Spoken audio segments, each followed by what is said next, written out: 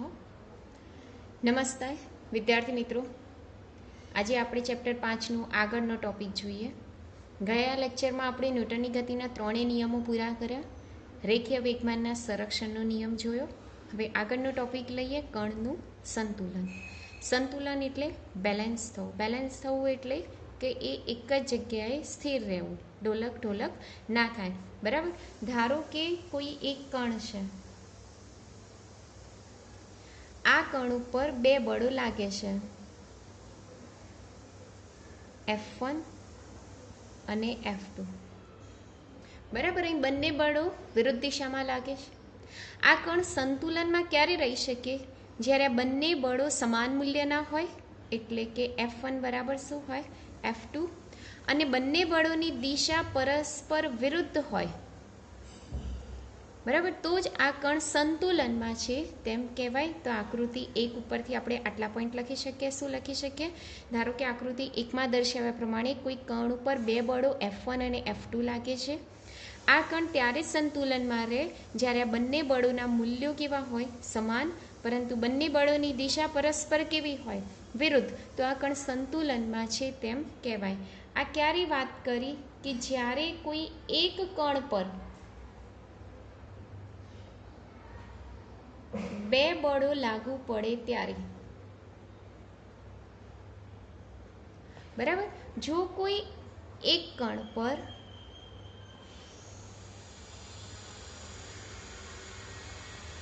ત્રણ બળો લાગુ પડે, એટલે કે F1, F2 અને F3, તો એના માટે આપણે આકૃતિ જોઈ શકીએ છીએ। જો કે ધારો કે કોઈ એક કણ છે અહીંયા, જેના ઉપર ત્રણ બળો લાગે છે, આ દિશામાં F1,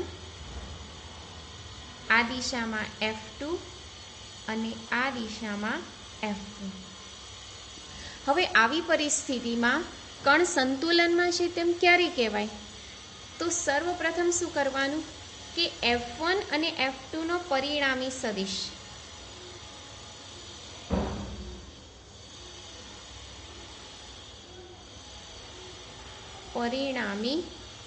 શોધી નાખવાનું, જેને આપણે કહી દઈએ F ડેશ, જેને આપણે શું કહી દઈએ? F dash. આ જે F ડેશ છે એ બંને બળોની એક્ઝેક્ટ વચ્ચે આવે, એટલે આકૃતિ કેવી થઈ જાય? તો આ એક કણ જેના ઉપર આ દિશામાં કયું બળ લાગે છે? F3, અને આ બંને બળોની જગ્યાએ આપણે એક જ બળ દર્શાવી દઈએ, જેને આપણે કહી દઈએ છે F ડેશ। હવે આવી કન્ડિશનમાં કણ ક્યારે સંતુલનમાં કહેવાય? તો જ્યારે F3 અને F ડેશ સમાન મૂલ્યના અને પરસ્પર કેવા હોય?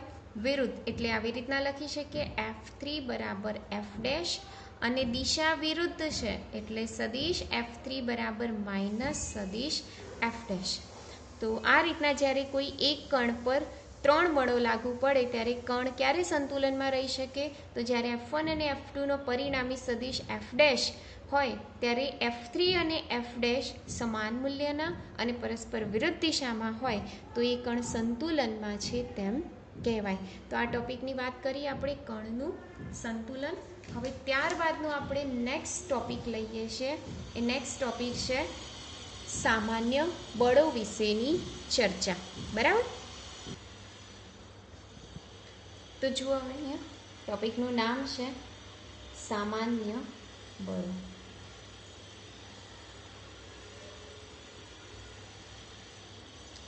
ચલો સામાન્ય બળોની આપણે ચર્ચા કરીએ। જનરલી આપણા અંદર આપણે શરૂઆતમાં પ્રાથમિક ખ્યાલ જોઈએ તો બળના લગભગ બે પ્રકાર, સંપર્ક બળ અને ક્ષેત્ર બળની વાત કરી દઈએ, બરાબર।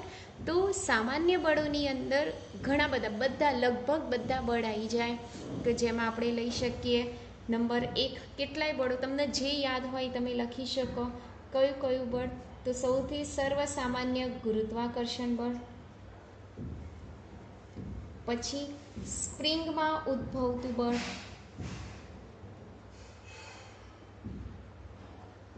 સ્પ્રિંગ વાળું બળ તો ખ્યાલ હશે કે તમે સ્પ્રિંગ ન ખેંચો તો એની પરસ્પર એટલે કે વિરુદ્ધ દિશામાં એ સ્થાનાંતર કરે અને પાછું દબાવો તો બી એના એટલે કે જ્યારે તમે સ્પ્રિંગને ખેંચો છો ત્યારે સ્પ્રિંગની લંબાઈમાં શું થાય વધારો અને સ્પ્રિંગને દબાવો છો ત્યારે એની લંબાઈમાં શું થાય છે ઘટાડો. પછી દોરીમાં ઉદ્ભવતું તણાવ બળ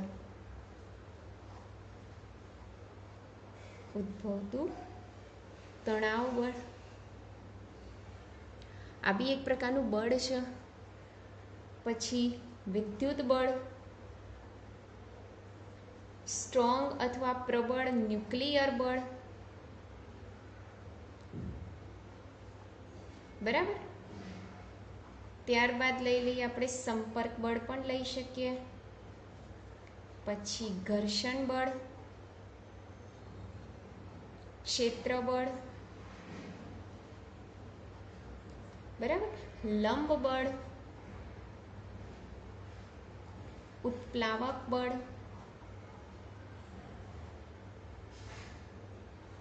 શાંતા બળ.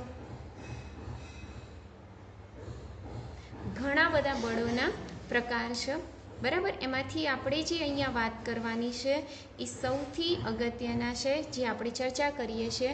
તો જો આપણે શરૂઆત કરીએ છીએ તો સંપર્ક બળથી શરૂઆત કરીએ છીએ. તો જુઓ, દાખલા તરીકે આપણી પાસે એક,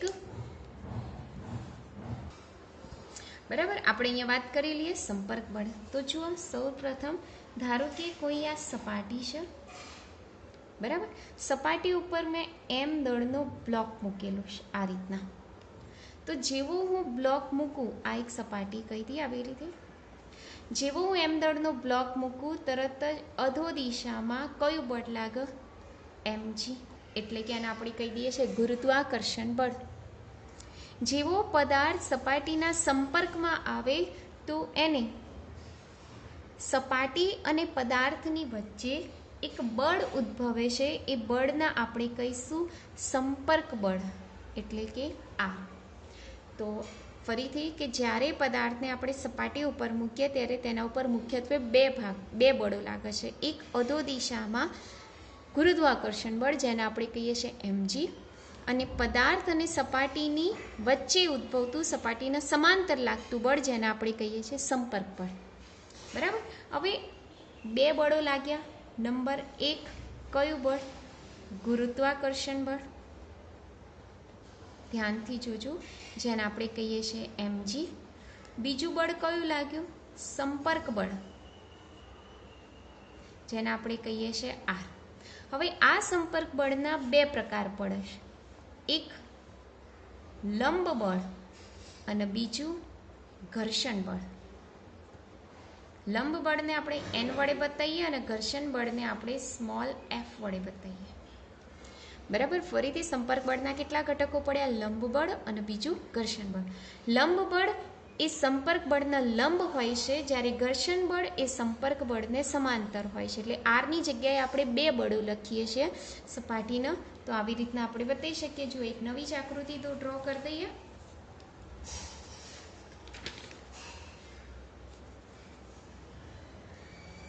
આ એક સપાટી, આ એના ઉપર મૂકેલો બ્લોક, અધો દિશામાં લાગતું વજન બળ, અને આરના બે ભાગ પાડી દઈએ. એક તો સપાટીને સમાંતર ઘર્ષણ બળ અને બીજું સપાટીને લંબ રૂપે લાગતું લંબ બળ, જે બંને પરસ્પર કેવા હોય છે? લંબ હોય છે, બરાબર. આને આપણે કહીએ છીએ ઘર્ષણ, આને આપણે કહીશું લંબ બળ. તો આ રીતના ભાગ પડી ગયા. આ રીતના આપણે કરી શકીએ છીએ, બરાબર. જો આ સપાટી સમક્ષિતિજ ના હોય અને સેજ ઢોળાવમાં હોય, એટલે કે આવી રીતે હોય, આ રીતના બ્લોક પડેલો હોય, તો એનો અધો દિશામાં તો ફિક્સ જ છે, કયું બળ લાગશે? mg. પરંતુ અહીંયા એક ખૂણો બને છે, એટલે ખૂણાના હિસાબથી વાત કરીએ, આ એક થીટા જેટલો ખૂણો બની જાય, એટલે mgના બી પાછા બે ભાગ પડે. એક કયો? જેની સાથે ખૂણો બનાવે cos થીટા, અને જેની સાથે ખૂણો ના બનાવે એ sin થીટા, બરાબર. બીજું, સપાટીના આ રીતના લંબ બળ લાગે છે, જેને આપણે કહીશું n, આ તો એન સપાટીનો લંબ જ હોય એટલે આ રીતના એન બતાવી દીધું. બીજું ઘર્ષણ બળ, તો ઘર્ષણ બળ હંમેશા સપાટીને કેવું હોય, સમાંતર. પણ અહીંયા જુઓ તમે, બ્લોક નીચે જાય છે એટલે ઘર્ષણ બળ હંમેશા ક્યાં લાગે, ગતિની વિરુદ્ધ દિશામાં, એટલે આ દિશામાં કયું બળ લાગશે, ઘર્ષણ બળ એફ. ખ્યાલ આવી ગયો? તો આપણે વાત કરી કોઈ પણ પદાર્થ પર લાગતા સામાન્ય બળો. હવે મેઇન વાત કરીએ, આમાંથી બી જે અગત્યનો પોઈન્ટ છે એ છે નંબર 1, ઘર્ષણ બળ. જે સૌથી અગત્યનો આપણે ટોપિકની ચર્ચા કરવાની છે કયો છે, ઘર્ષણ બળ, જેનો સિમ્બોલ કયો છે, એફ. આ ઘર્ષણ બળના પણ પાછા 4 પ્રકાર પડે છે. નંબર 1, જેને આપણે કહીશું સ્થિત ઘર્ષણ, જેને આપણે શું કહીશું, સ્થિત ઘર્ષણ. સ્થિત ઘર્ષણ, સ્થિત એટલે સ્ટેટિક અને ઘર્ષણ એટલે ફ્રિક્શન, એટલે આનો સિમ્બોલ બતાવીશું આપણે એફએસ. આનો સિમ્બોલ આપણે શું બતાવીશું, એફએસ. આની વ્યાખ્યા શું થાય કે જ્યારે પદાર્થ સપાટી પર સ્થિર પડેલો હોય ત્યારે પદાર્થ અને સપાટી વચ્ચે લાગતા ઘર્ષણ બળને સ્થિત ઘર્ષણ કહે છે. બરાબર. નંબર 2, મહત્તમ સ્થિત ઘર્ષણ. મહત્તમ એટલે મેક્સિમમ, સ્થિત એટલે સ્ટેટિક અને ઘર્ષણ એટલે ફ્રિક્શન, એટલે આનો સિમ્બોલ થશે એફએસ મેક્સિમમ. બરાબર. આની વ્યાખ્યા શું થાય કે જ્યારે પદાર્થ સપાટી પરથી સહેજ સરકવાની શરૂઆત કરે, એટલે કે સરકવાની અણી ઉપર હોય, સ્થિર ના હોય કે ના ગતિમાં હોય, પરંતુ સરકવાની શરૂઆત કરે ત્યારે પદાર્થ અને સપાટી વચ્ચે લાગતું જે ઘર્ષણ બળ છે એને આપણે શું કહીશું, એફએસ મેક્સિમમ, એટલે કે મહત્તમ સ્થિત ઘર્ષણ. નંબર 3, ગતિક ઘર્ષણ. નંબર 3 ઉપર કયું આવશે, ગતિક ઘર્ષણ. ગતિ એટલે કાઇનેમેટિક્સ, કાઇનેટિક ફ્રિક્શન, એટલે એનો સિમ્બોલ આપણે બતાવીશું એફકે. એનો સિમ્બોલ આપણે શું બતાવીશું, એફકે. ગતિક ઘર્ષણની વ્યાખ્યા શું થાય કે જ્યારે પદાર્થ સપાટી પર ગતિ કરતો હોય ત્યારે પદાર્થ અને સપાટી વચ્ચે લાગતું જે ઘર્ષણ બળ છે એને આપણે શું કહીશું, ગતિક ઘર્ષણ કહેવાય છે, જેનો સિમ્બોલ કયો છે, એફકે. આવું ઘર્ષણ તમે એવું ના કહી શકો કે માત્ર સપાટી ઉપર ગતિ કરતું હોય ત્યારે જ ગતિક ઘર્ષણ લાગે. એ હવામાં ગતિ કરતું હોય ત્યારે હવાનો જે અવરોધ છે એ ગતિક ઘર્ષણ તરીકે વર્તે. જ્યારે પ્રવાહીની અંદર ગતિ કરતું હોય તો પ્રવાહીનું જે ગતિ અવરોધક બળ છે એ એનું ગતિક ઘર્ષણ તરીકે વર્તે. અને નંબર 4, જેને આપણે કહીએ છીએ રોલિંગ ઘર્ષણ, જેને આપણે શું કહીશું, રોલિંગ ઘર્ષણ. રોલિંગ ઘર્ષણ એટલે શું કે જ્યારે ઢાળ ઉપરથી સરક્યા વિના ગબડતો પદાર્થ જાય, સીધો સરકતો નહીં પરંતુ કેવો જાય, ગબડતો પદાર્થ જાય, ત્યારે પદાર્થ અને સપાટી વચ્ચેનું જે ઘર્ષણ બળ છે એને આપણે કહીશું રોલિંગ ઘર્ષણ, જેનો સિમ્બોલ કયો છે, એફઆર. યાદ રહી જશે. ફરીથી આપણે શરૂઆતમાં તો ઘણા બધા બળો વિશેની વાત કરી, લગભગ અહીંયા 10 બળની વાત કરી. એમાંથી આપણે માત્ર કયો બળ જોવાનું છે, તો સંપર્ક બળ, ગુરુત્વાકર્ષણ બળ. એટલે આપણે 2 બળો જોયા, ગુરુત્વાકર્ષણ બળ અને સંપર્ક બળ. એમાં બી પાછા સંપર્ક બળના કેટલા ભાગ પડ્યા, 2, લંબ બળ અને ઘર્ષણ બળ. તો મેં આરની જગ્યાએ 2 બળો દર્શાવ્યા અને નવી આકૃતિ દોરી, આવી રીતના આરની જગ્યાએ 2 બળો દર્શાવ્યા. હવે જો આ સપાટી સીધી ના હોય, થોડી ઢળતી હોય, તો એમજીના બી પાછા 2 ભાગ પડી જાય, એમજી કોસ થીટા અને એમજી સાઇન થીટા, એટલે એમજીના પાછા 2 ભાગ પડી ગયા. એટલે ટોટલ પહેલાં કેટલા બળ હતા, 2. 2માં કયા ગુરુત્વાકર્ષણ બળ અને સંપર્ક બળ. એમાંથી કેટલા બળો થયા, 3. કયા ગુરુત્વાકર્ષણ બળ, લંબ બળ અને ઘર્ષણ બળ. અને એમાંથી પાછા 4 પ્રકાર થયા, એટલે સંપર્ક બળના 2 પ્રકાર થયા અને ગુરુત્વાકર્ષણ બળના બી 2 પ્રકાર થયા, એમ ટોટલ 4. એમાંથી આપણે સ્પેશિયલી માત્ર કયા બળની વાત કરવાની છે, તો ઘર્ષણ બળ. ઘર્ષણ એટલે ફ્રિક્શન, ફ્રિક્શનનો પ્રથમ અક્ષર કયો લઈએ છીએ આપણે, એફ. ઘર્ષણ બળના બી પાછા કેટલા ભાગ પડે છે, 4. કે જ્યારે પદાર્થ સપાટી પર સ્થિર હોય ત્યારે પદાર્થ અને સપાટી વચ્ચે લાગતું જે ઘર્ષણ બળ છે એને સ્થિત ઘર્ષણ કહીશું, એફએસ. જ્યારે પદાર્થ સરકવાની અણી ઉપર હોય ત્યારે પદાર્થ અને સપાટી વચ્ચે જે લાગતું ઘર્ષણ બળ છે એને આપણે કહીશું મહત્તમ સ્થિત ઘર્ષણ, એફએસ મેક્સિમમ. જ્યારે પદાર્થ ગતિમાં હોય ત્યારે જે લાગતું ઘર્ષણ બળ છે એને આપણે કહીશું ગતિક ઘર્ષણ Fk, અને જ્યારે પદાર્થ ઢાળ પરથી સરક્યા વિના ગબડતો હોય ત્યારે પદાર્થ અને સપાટી વચ્ચે લાગતું જે ઘર્ષણ બળ છે એને આપણે કહીશું રોલિંગ ઘર્ષણ Fr. એની અંદર આપણે જે વાત કરવાની છે એ વાત કરીશું આપણે મહત્તમ સ્થિત ઘર્ષણ બળની. શેની વાત કરીશું આપણે? મહત્તમ સ્થિત ઘર્ષણ.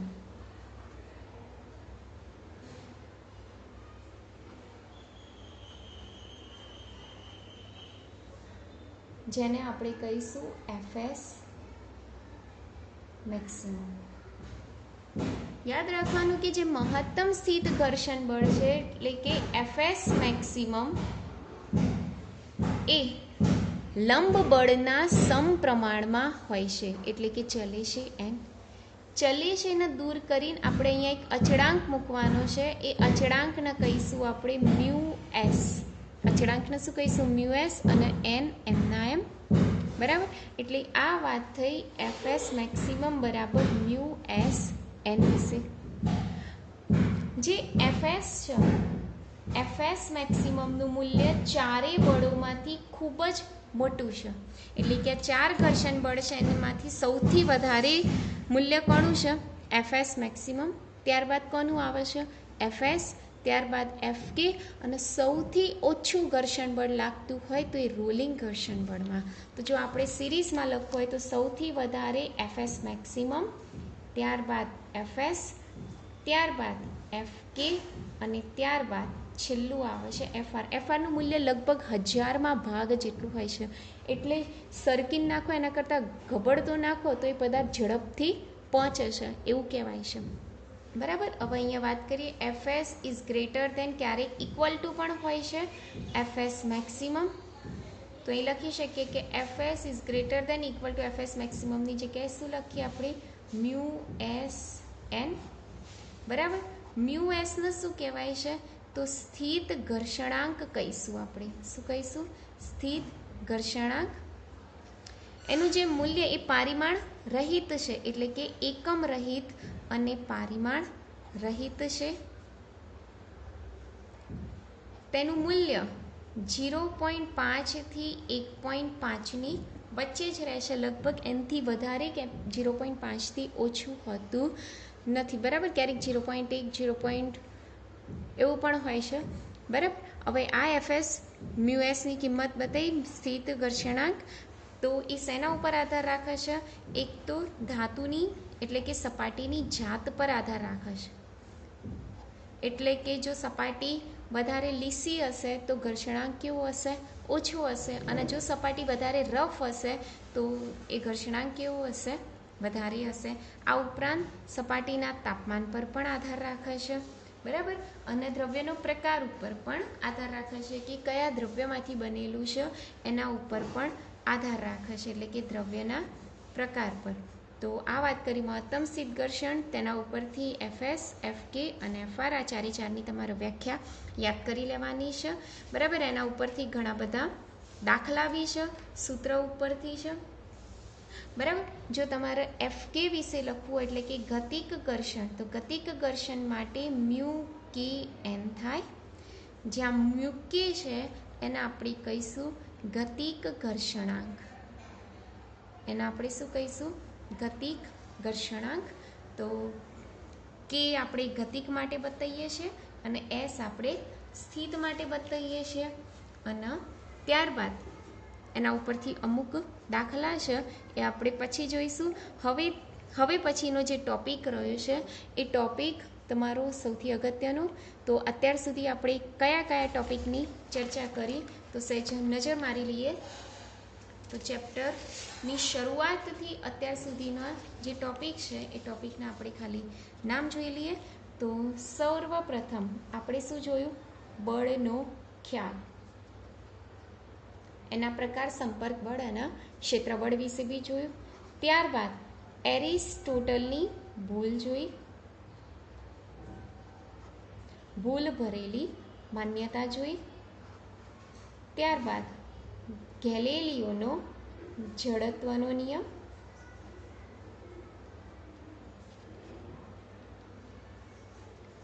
ત્યારબાદ નંબર 4 ઉપર ન્યૂટનની ગતિના 3 નિયમો જોયા. ન્યૂટનની ગતિના નિયમો પૂરા થયા ત્યારબાદ આપણે રેખીય વેગમાનનું સંરક્ષણનો નિયમ જોયો.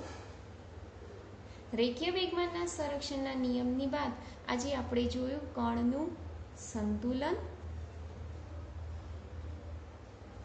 અને ત્યારબાદ સામાન્ય બળો. બરાબર, આજના લેક્ચર પૂરતું આટલું. બાકીના જે ટોપિક વધ્યા છે નેક્સ્ટ લેક્ચરમાં. Thank you.